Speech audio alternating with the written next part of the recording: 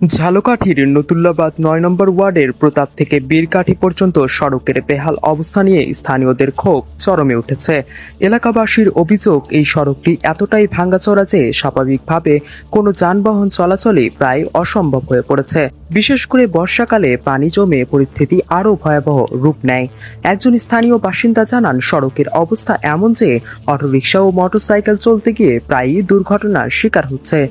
বেহাল হয়ে গেছে, প্যাসেঞ্জার অটোতে বইতে পারে না। রাস্তার অবস্থা এমন অবস্থা যে অটো ৪-৫টা দৈনিক পল্লি যায়।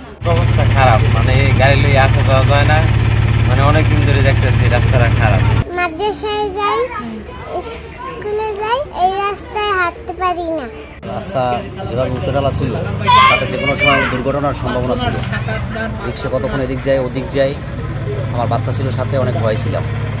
কয়েকবার অটো উল্টে গিয়ে যাত্রী আহত হয়েছেন। রাস্তার ভিতরে ভিতরে ভাঙ্গা জায়গা ও কুয়া থাকায় যাতায়াতের ঝুঁকি প্রতিনিয়ত বাড়ছে।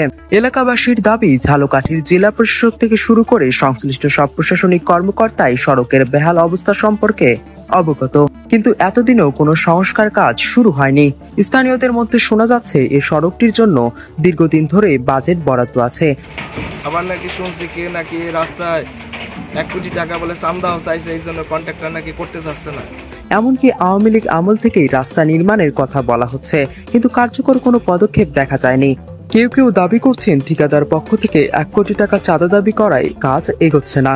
অবস্থার আরও অবনতি হয়েছে, কারণ সড়কের এক প্রান্তে যদি কোনো সংস্কার কাজ শুরু হয়, অন্য প্রান্ত ধসে পড়ে।